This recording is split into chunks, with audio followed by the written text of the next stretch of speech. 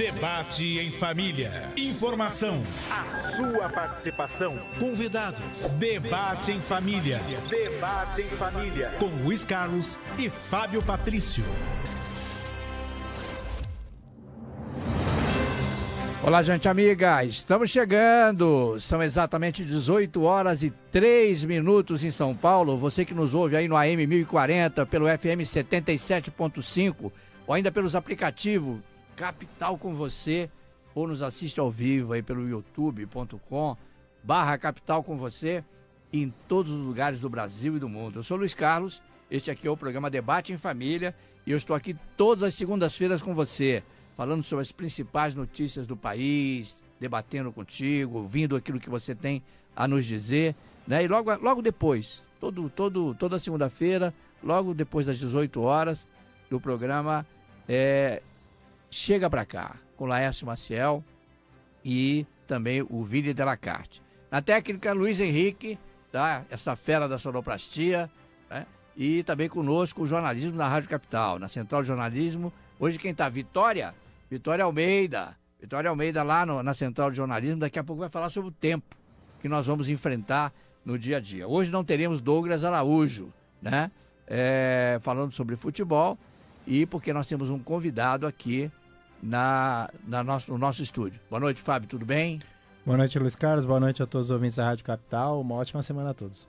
Hoje estamos recebendo aqui o presidente do Sinafresp, do Sinafresp, Sindicato dos Auditores Fiscais da Receita Estadual de São Paulo, Marco Antônio Chicarone.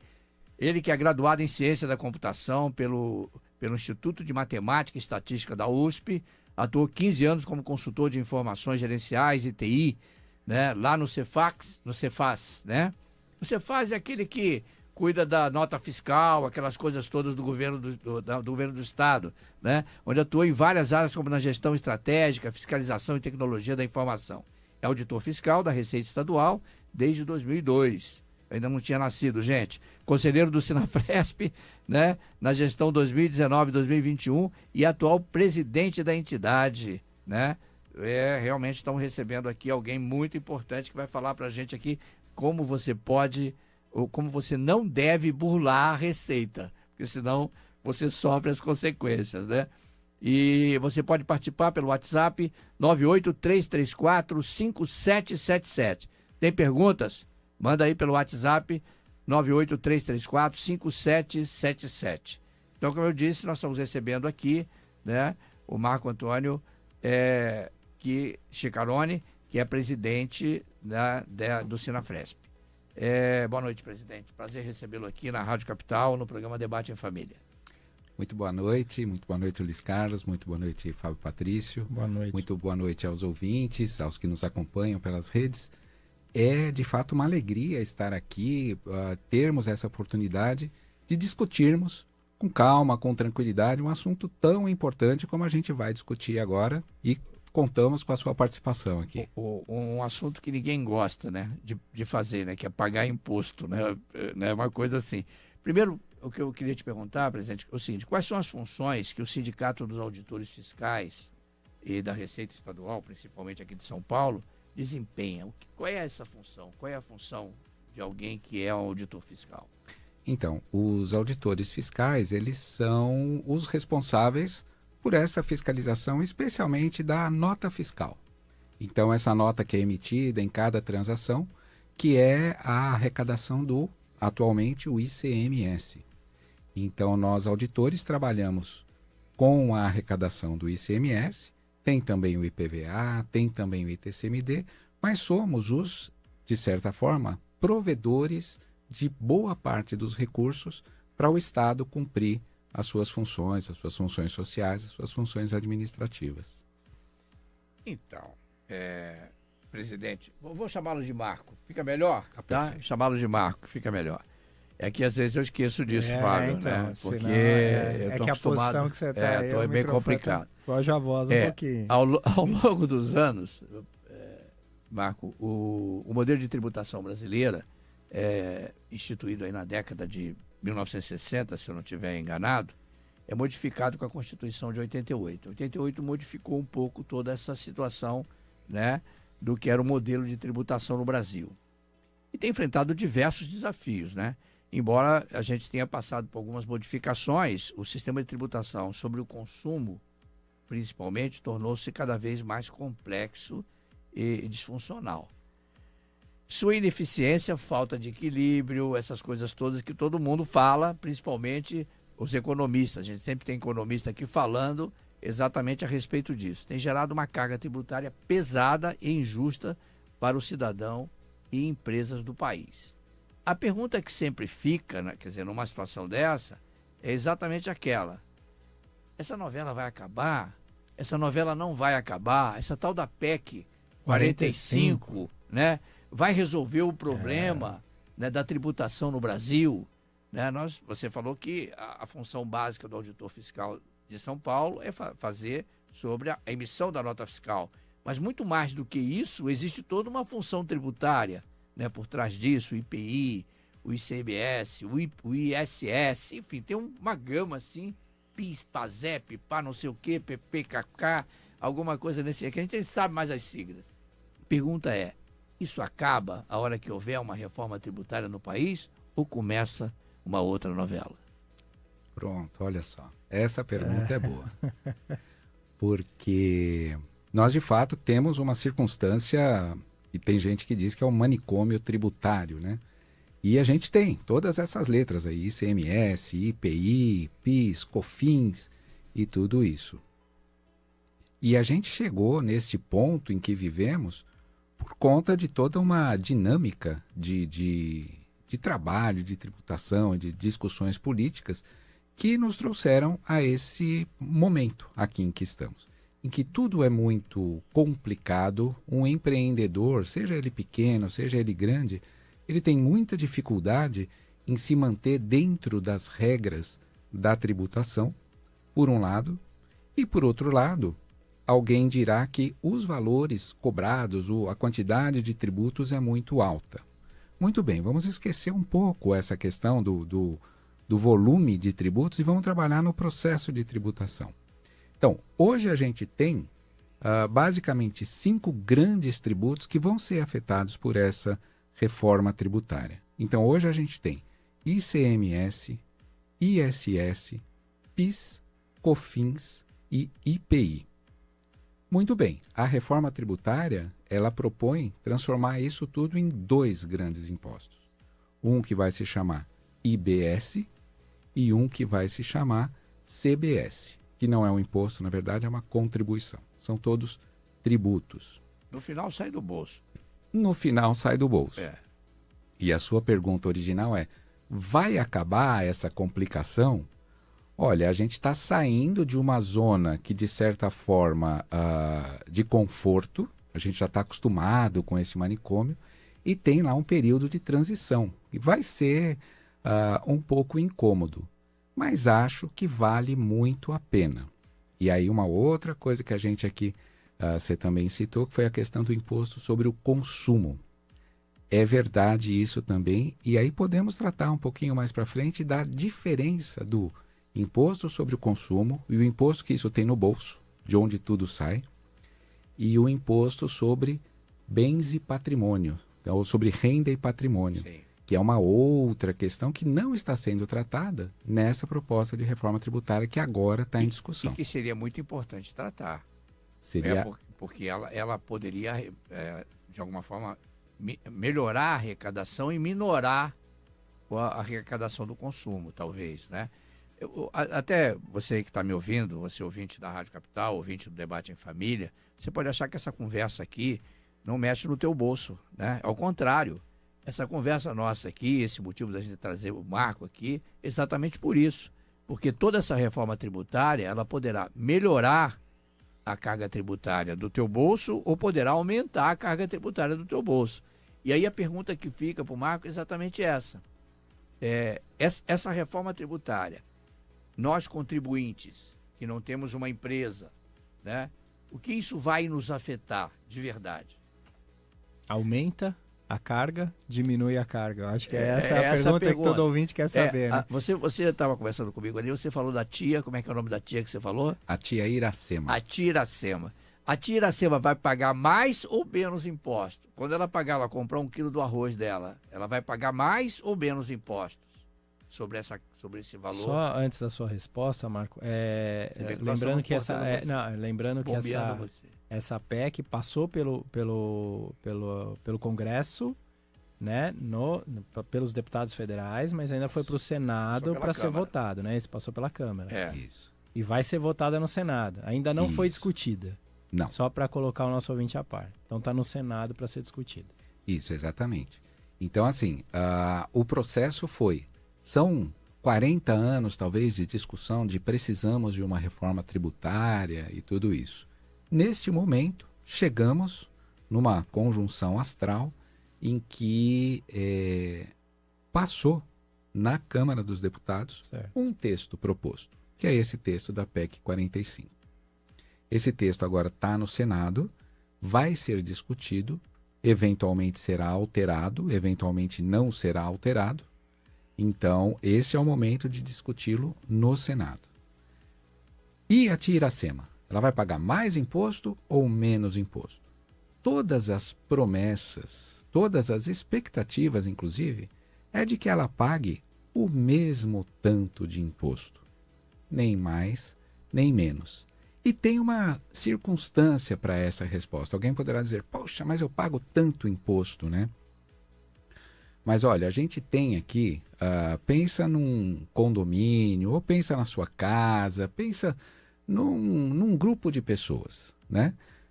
O dinheiro que entra é necessário para pagar as despesas de dia a dia, né? Desse grupo, desse condomínio. Então tem que pagar lá segurança, tem que pagar transportes, tem que pagar asfaltamento de ruas, educação,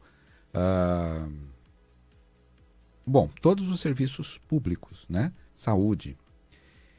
E muito bem, então os impostos, eles são alguma coisa necessária, esse dinheiro é necessário, então a expectativa é de que a tia Iracema, ela pague o mesmo tanto de imposto. A preocupação que este sindicato de auditores que eu represento tem e traz para discutirmos existe um risco de que esta carga tributária aumente, do jeito que as coisas vêm sendo conduzidas. E para minimizar esse risco, a gente talvez tenha que, primeiro, fazer algumas alterações. Fazer essa discussão no Senado e fazer algumas alterações. Segundo, discutir com calma. Porque se a gente fizer na correria, apesar dos 30, 40 anos que já discutimos, se fizermos na correria, corre o risco de essa carga tributária de fato aumentar. E ninguém quer isso, né? Então todos querem que paguemos o mesmo tanto de imposto. A preocupação que fica, Marco, aí eu tenho a impressão que também é a preocupação do ouvinte aqui da Rádio Capital, do Debate em Família, é exatamente o seguinte: aquele pequeno empreendedor.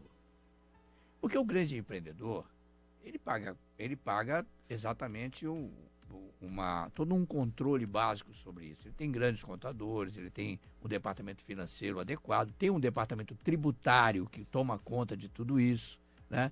As grandes empresas estão montadas, estruturadas, né, para qualquer tipo de modificação acontecer e, obviamente, ter o seu controle maior.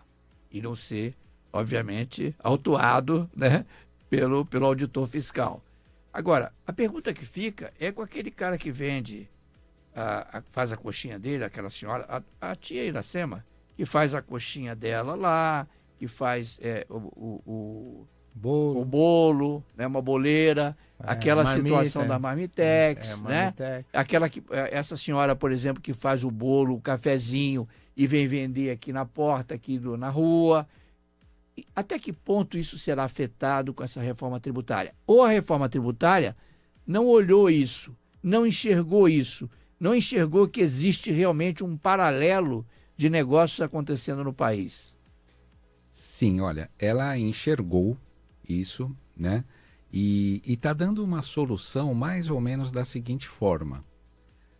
Esses empreendedores que são MEI, que são Simples Nacional, que são empresas pequenas, elas vão ter a possibilidade de se manterem nesse mesmo regime. Elas talvez não precisem ser afetadas pelos novos tributos, por aquele IBS e aquela CBS que passarão a existir, né? Continuaria no Simples Nacional. Ela continua no Simples Nacional e não há impacto previsto para isso. Mas até eu não teria uma preocupação com as MEIs, apesar de que acho que de alguma forma serão afetadas. Aliás, foram esse ano, né? Aumentou um pouquinho a taxa, né? Mas a minha pergunta é para aquele pequeno empreendedor que está à margem de todo e qualquer ação empresarial. Você entendeu? Ele não tem MEI, ele não tem uma empresa, mas aquele dinheiro que ele ganha vai para a conta bancária. Você entendeu? Vai para a conta bancária dele. Como é que isso funciona? Isso vai ter alguma modificação nessa PEC? Eu não consegui enxergar na PEC. Eu dei uma lida geral nela, mas eu não consegui enxergar você esse tá falando tipo de um ação. Incentivo maior para que eles consigam abrir a sua empresa. Sim. Quer dizer, como é que isso poderia ser feito de uma forma geral? Entendi. Isso está contido? Não está contido? Não se chegou nesse detalhe. Eu estou preocupado com a tia Iracema. Pois é. Então, assim, fica sempre aquela sugestão no fim de semana, quando a gente encontra com a tia Iracema, de que, de repente, a formalização pode valer a pena no sentido de que ela passa a poder, por exemplo, porque hoje ela talvez não recolha qualquer imposto, hoje talvez ela não tenha qualquer formalidade, né? Bom, aí ela está à margem de uma série de possibilidades que se diz que talvez seja difícil de acessar, de créditos, financiamentos, né?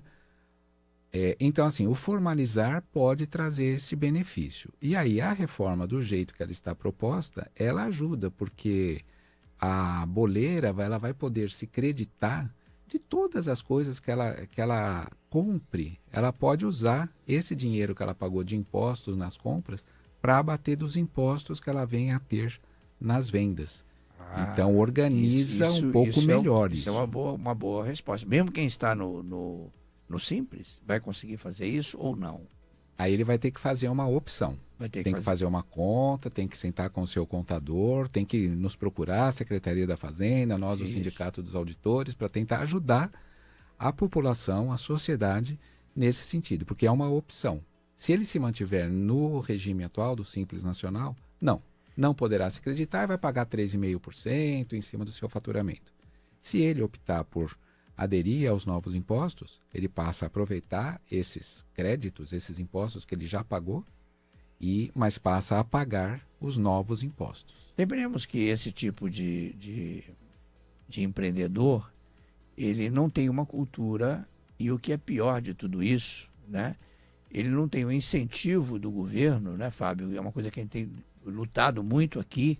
Ele não tem o incentivo do governo educacional para saber que se ele abrir uma MEI, ele vai ter muito mais vantagens do que ficar realmente à margem de tudo isso. Porque ele vai ter condição de ter a aposentadoria dele, vai ter condição de ter algumas necessidades que podem se ajustar. Aí eu faço uma pergunta para você, quando você colocou, e eu não sei se eu entendi adequadamente, nos consulte, né, os auditores fiscais, os sindicatos auditores. Você tem alguma coisa lá no sindicato que fica voltado para atender esse público, dar explicações a respeito de como ele deve trabalhar com as suas notas fiscais, como ele deve trabalhar com essa coisa tributária? Olha, Marco? Nós não temos ainda, mas uma das coisas que a gente tem muito carinho em cuidar é desse assunto de educação fiscal. Então, o que hoje nós temos aqui é um programa de educação fiscal em escolas de educação fundamental, do ensino fundamental.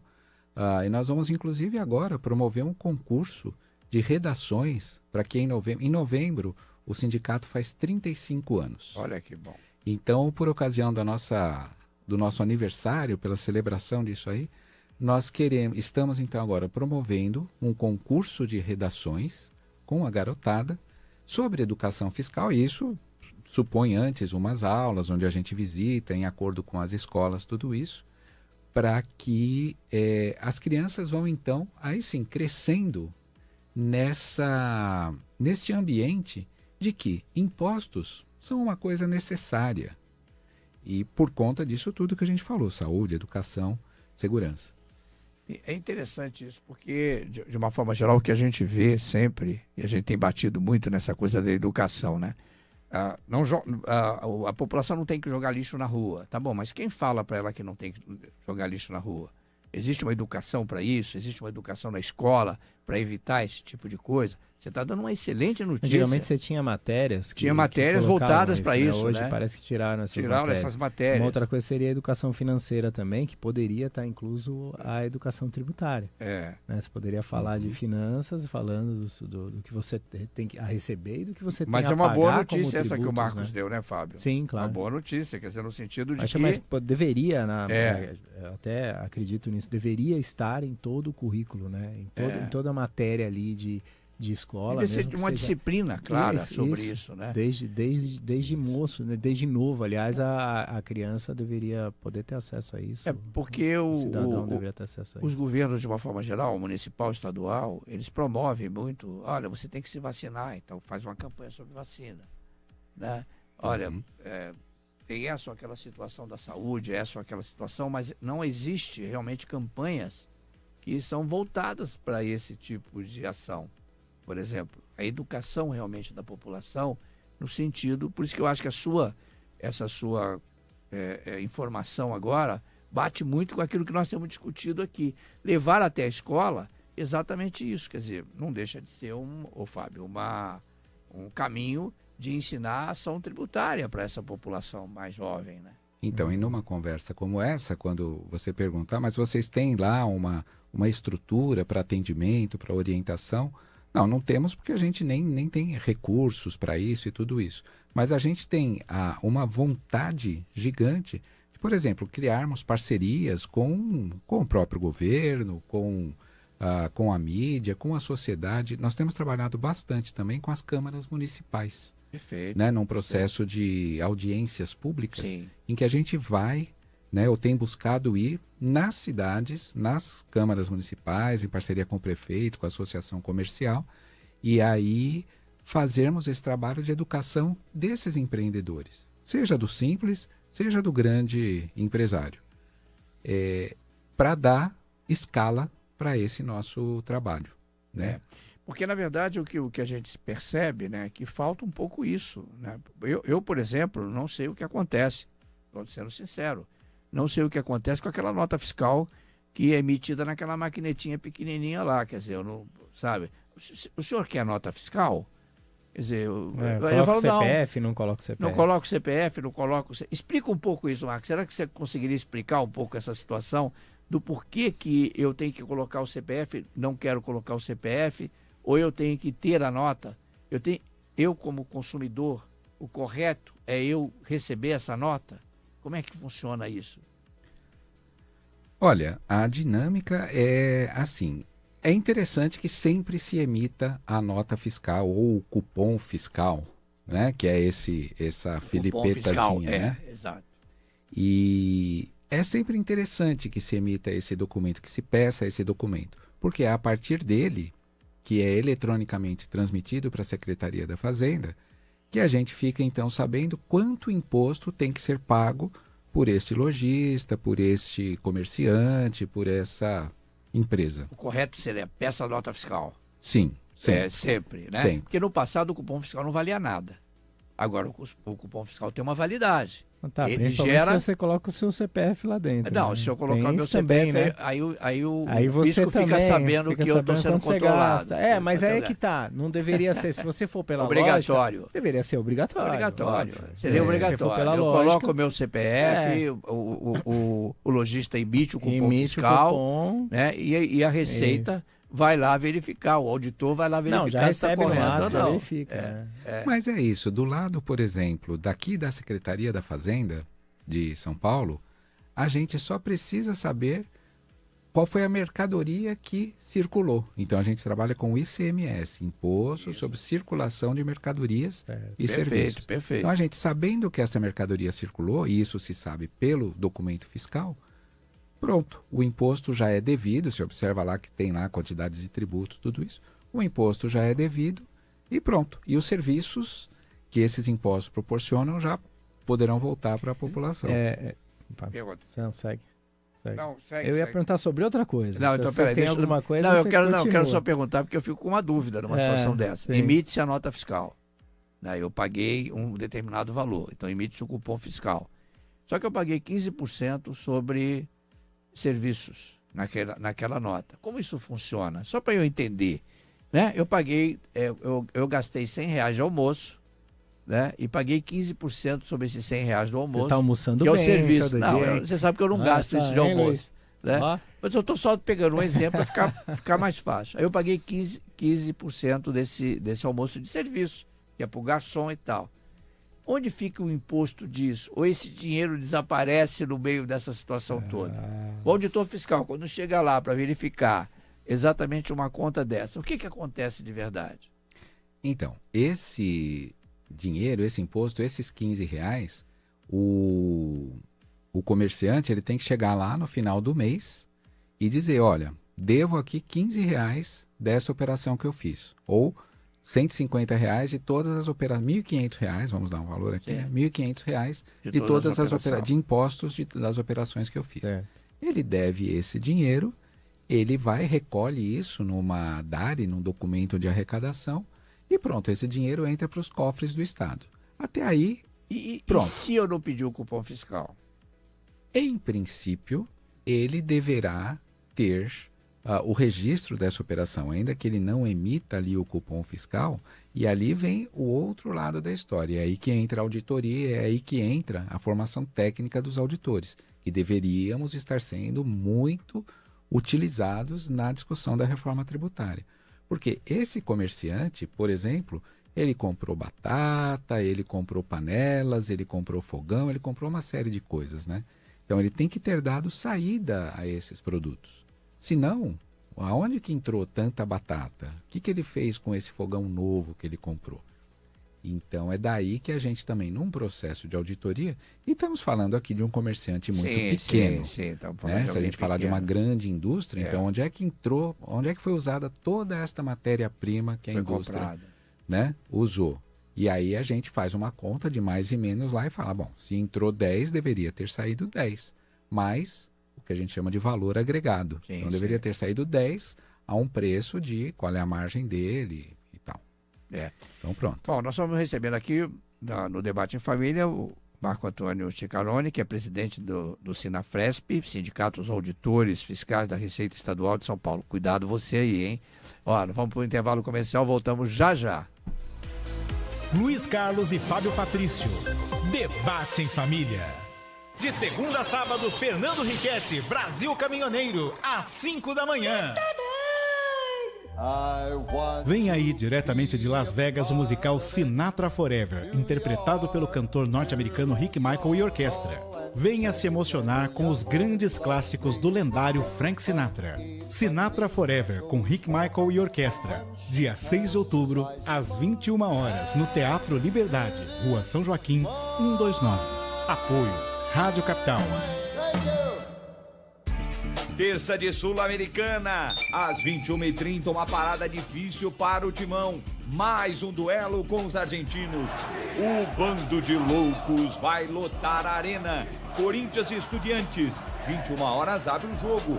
Assista a transmissão em nosso canal no YouTube, Rádio Capital Esportes. Ouça no FM 77.5. Oferecimento. Cerveja proibida por um malte. Quem bebe entende. Beba com moderação.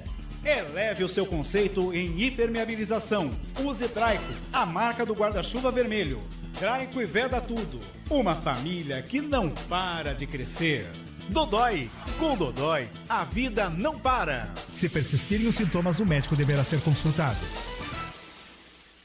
Senhoras e senhores, respeitável público, o Circo do Tirulipa chegou! Ei, abestada, aqui é o Tirulipa, o filho do Tiririca. O meu circo tá aqui em São Paulo, não é em Embi. Então traz a tua família pro circo. Tirulipa em Abracadabra. Um circo musical como você nunca viu. Tem palhaço, malabarista, trapezista, acobrada, bailarino, músicos. E eu tô todo dia fazendo palhaçada pra você. Leva a tua família. Vendas de ingresso, circodotiru.com.br ou na bilheteria do circo. E aí, você conhece o novo canal de esportes da Rádio Capital? Agora a Rádio Capital tem um novo canal no YouTube. É um canal exclusivo para transmissões esportivas. É o Rádio Capital Esportes. Inscreva-se já. É só buscar no YouTube por Rádio Capital Esportes, clicar em inscrever-se e acionar o sininho para receber uma notificação sempre que tiver um novo conteúdo no canal. Rádio Capital Esportes no YouTube. É você ao lado do seu time da capital em todos os momentos. Siga também no Instagram, Rádio Capital Esportes. Que golaço, capital! Assim como a gripe, dúvidas se espalham muito rápido. Mas a gente está aqui para ajudar a acabar com as duas. Qual o vírus que causa a gripe? O influenza, e ele está sempre se modificando. Preciso me vacinar todo ano? Sim, porque as vacinas se atualizam para acompanhar essas mutações. Quem deve se vacinar contra a gripe? Todos com mais de 6 meses de idade. Ainda não se vacinou? Corra! Você tem até o dia 31 de agosto para se vacinar sem dúvidas. Governo do Estado de São Paulo. São Paulo, são todos. Você acompanha Debate em Família. Debate em Família.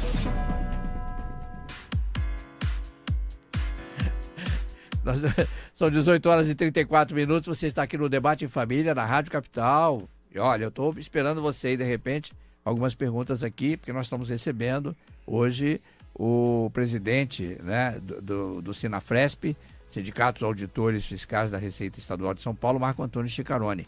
Fábio, tem uma pergunta para você.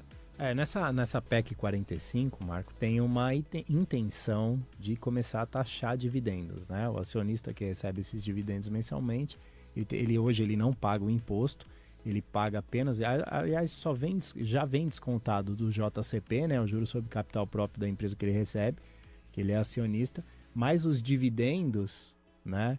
Ele não é taxado, né? E aí existe uma intenção de começar a taxar 20% sobre o que ele recebe. Como você vê isso?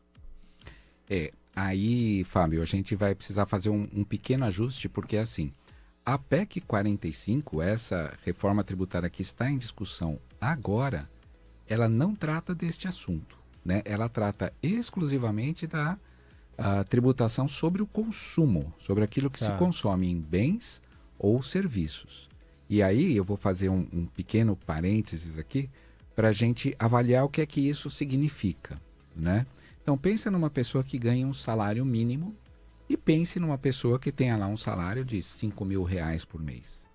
Essas duas pessoas, elas tomam leite, elas compram frutas, elas usam produtos de limpeza, elas usam vestuário, usam transporte. Certo. Então elas pagam o mesmo tanto de imposto. Só que esse imposto pago pela pessoa que ganha lá o salário mínimo é muito mais pesado para ela do que a pessoa que ganha lá R$5.000 de salário. Então as duas vão pagar os mesmos R$300 por mês de imposto na somatória. Pesa muito mais para a primeira pessoa do que para a segunda. Isso é o que a gente chama de regressividade do imposto. Então, um imposto regressivo é um imposto que não depende do quanto essa pessoa ganhe. Ele é um valor, de certa forma, único. Então, quanto mais a pessoa ganhe, menor proporcionalmente fica o imposto. Muito bem, esse é o imposto sobre consumo.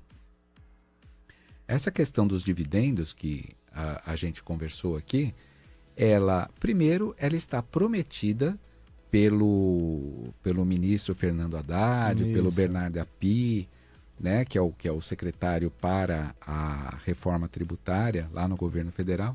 Ela está prometida para uma segunda fase da reforma tributária. Então não faz parte dessa PEC 45 que fará mais para frente. Fará oportunamente. Porque foi discutido amplamente isso, inclusive, né? O ministro veio várias vezes falando disso, da taxação dos dividendos, né? O mercado financeiro já ficou meio assim, né, com ele, aquela história toda que a gente ouve aí no noticiário geral. Mas então seria para uma segunda etapa. Exatamente. Então, é uma promessa, agora é uma promessa que vale a pena, e há muitos empresários, muita gente, muitos políticos que defendem essa ideia. Porque é uma ideia, inclusive, que tem suporte internacional. Quando a gente olha, por exemplo, os países da Comunidade Econômica, da OCDE, todos eles têm uma tributação sobre renda e patrimônios, e os dividendos são um tipo de renda que é maior do que a do Brasil. E daí vem muito mais recursos e de uma maneira muito mais justa do que se a gente aumenta o imposto, a tributação sobre o consumo, porque aí todos vão ter que pagar isso aí. E o renda e patrimônio, quem ganha mais, paga mais. Quem pode mais, paga mais. Essa reforma diz que tem um ponto positivo, né, que seria a criação do imposto do valor agregado, o tal do IVA, né, que vai acontecer de forma escalonada, segundo o governo, ela vai acontecer mais... explica um pouco isso, né, porque isso vai envolver PIS e CONFINS, não é isso? E como vai acontecer isso, Marco? Como isso realmente pode influenciar direto no bolso de nós trabalhadores ou não? Porque melhora a exportação, melhora uma série de condições para quem realmente exporta, né? E para nós, como isso funciona? Isso não seria um imposto único, né? Só incluindo não seria um imposto único. Não é um imposto único. Teriam outros impostos a serem cobrados ao consumidor a pagar esses impostos, é isso? Sim. A própria reforma tributária, do jeito que ela está proposta, ela já cria 2 impostos. Ela pega o ICMS e o ISS, o imposto do Estado e o imposto do município, e transforma em um único imposto, que é o IBS, Imposto sobre Bens e Serviços. Isso. E ela pega o PIS e o COFINS e transforma na CBS. E ainda nós não tocamos aqui, mas tem um terceiro imposto, que é o imposto seletivo. Isso dá medo, né? A gente vai começando a falar, começa a dar medo, vai né? Porque vai surgindo mais impostos. Pois é, sempre na ideia e na perspectiva de não aumentar a carga tributária, só redistribuí-la. Então, esse terceiro imposto, que é o imposto seletivo, é um imposto que se aplicaria a produtos, o termo técnico para isso é que tem externalidade negativa. Olha que coisa assim, né? Bonito, Mas é assim, são produtos que poluem, são produtos que prejudiciais à saúde, à natureza, de uma forma geral. Então, assim, esse tipo de produtos está sujeito a um imposto seletivo. E o ICMS e o ISS viram o IBS, não deve aumentar a carga tributária, e a grande vantagem disso, aí sim, para as empresas, é que hoje elas têm que pagar, cada empresa tem que trabalhar com 27 estados e com 5.600 municípios. Se passar do jeito que está proposto, a empresa passa a ter que pagar com um único imposto, que é o IBS. Então isso é bom, isso facilita para a empresa, espera-se que reduza os preços, porque diminui o custo tributário da empresa. E o IVA? O IVA, então, é o Imposto sobre Valor Agregado. O que seria isso? Esse nome agregado é que começa a me preocupar. Isso. Então, assim, IVA é um tipo de imposto, digamos que é uma família. Estamos aqui no debate em família. Então, assim, o IVA é uma família de impostos, é um jeito de se cobrar impostos. É o nome de todos esses impostos juntos. E sobre o valor agregado, no fundo, é isso. Como é que se produz este microfone aqui? Bom, o produtor o industrial desse microfone, ele comprou fio em um lugar, ele comprou metal em outro lugar, comprou plástico em um terceiro lugar. Pagou IPI e pagou ICMS. Para cada uma dessas compras, ele pagou os seus impostos. Né? E isso custou para ele R$10. Aí ele vem e chega e vende esse microfone aqui para a rádio por R$15.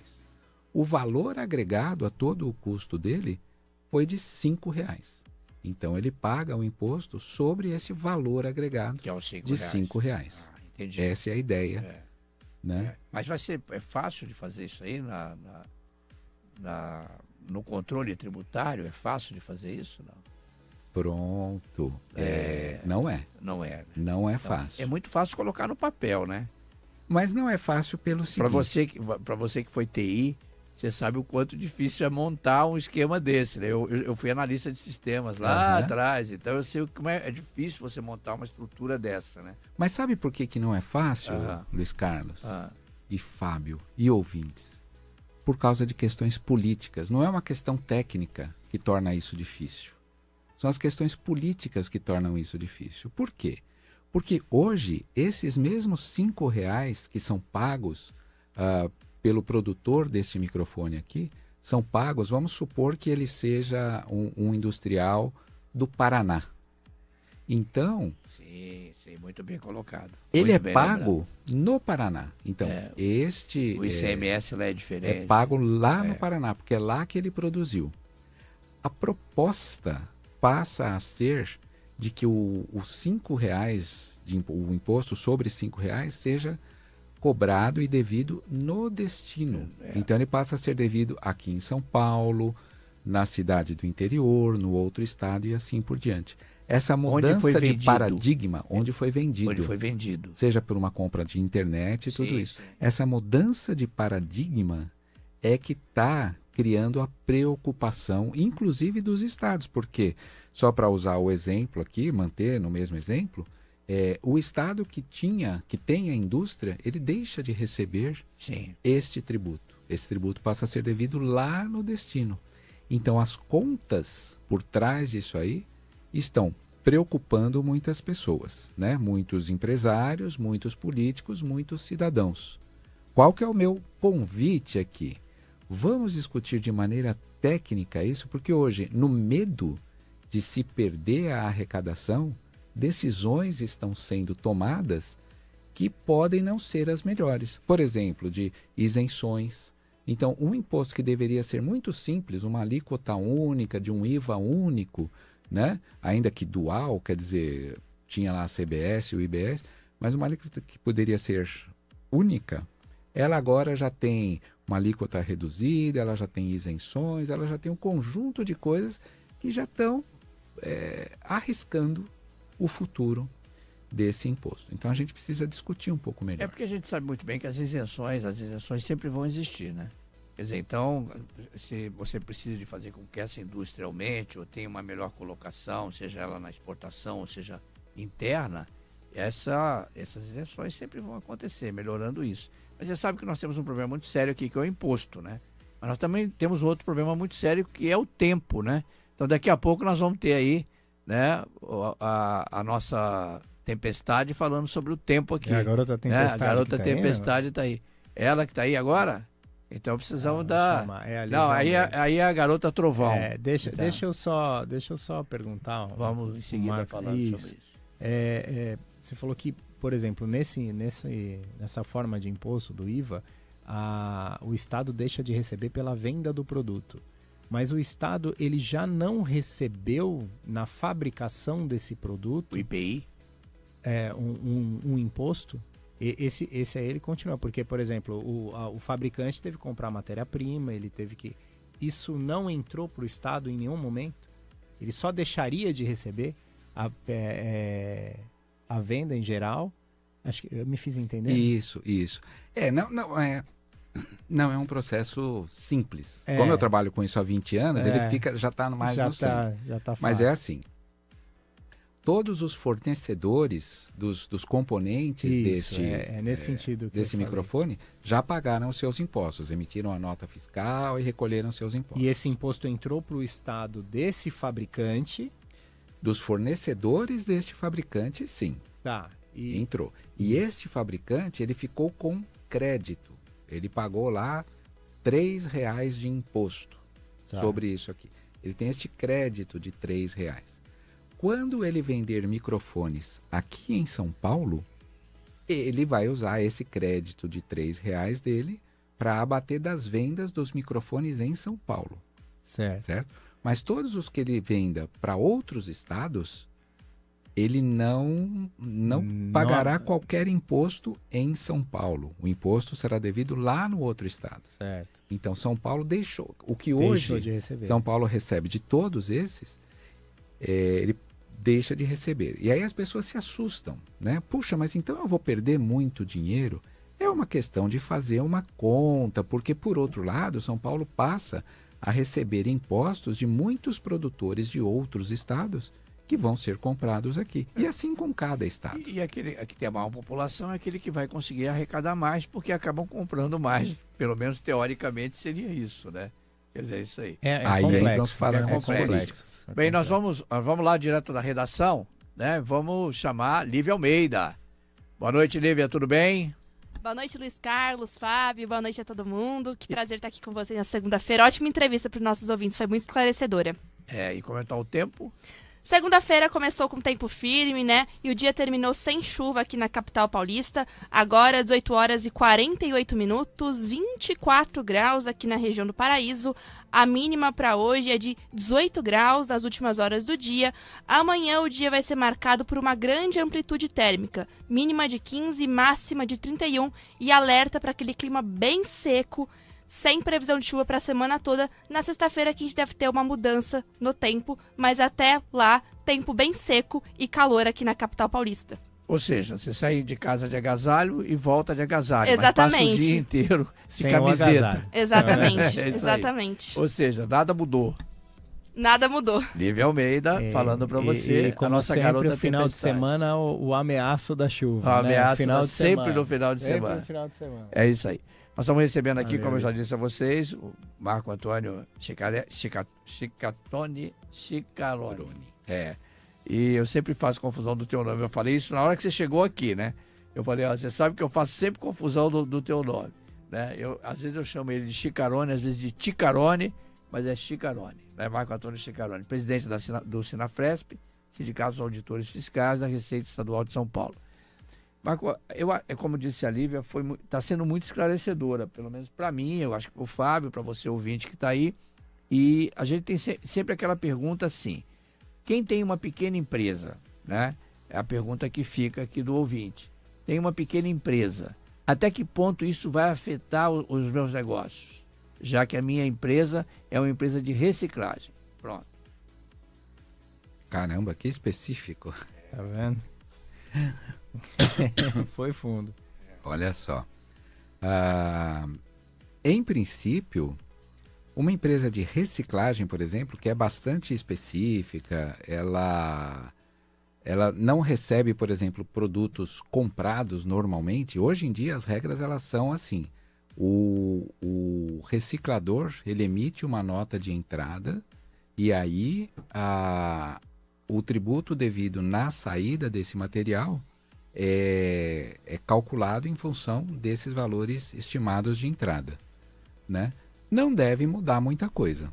Particularmente para essa questão da reciclagem, por exemplo, continua não igual. deve mudar muita coisa. Né?